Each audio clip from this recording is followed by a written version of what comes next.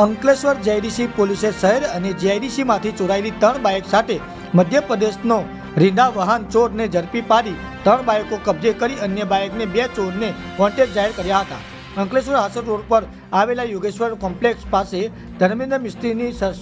Splendor plus બાઇકની ચોરી થઈ હતી, જે અંગે ₹40,000ની બાઇક ચોરીની ફરિયાદ એ ડિવિઝન પોલીસ મથકે નોંધાઈ હતી। તો આજ કોમ્પ્લેક્સમાં જ રજનીકાંત પટેલની સ્પ્લેન્ડર પ્લસ બાઇકની પણ ચોરી થઈ હતી। તેઓએ શહેરે એ ડિવિઝન પોલીસ મથકે 40,000ની બાઇક ચોરીની ફરિયાદ નોંધાવી હતી। બીજી તરફ જેઆઈડીસીમાં માનવ મંદિર પાસે જગદીશ ગેલાએ ઘર આંગણે પાર્ક કરેલા બાઇકની ચોરી થતાં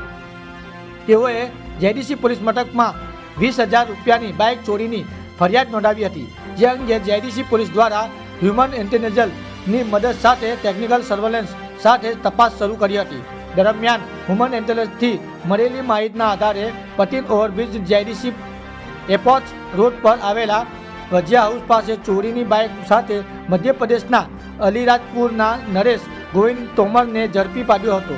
અને તેની પાસેથી માનવ મંદિર પાસેથી તેમની અંકલેશ્વરની શહેર યોગેશ્વર કોમ્પ્લેક્સમાં પાર્ક કરેલા 2 બાઇક રિકવરી કરી હતી અને તેની ઉલટ તપાસ શરૂ કરતા બાઇક ચોરીમાં તેની સાથે મધ્યપ્રદેશના અલીરાજપુરના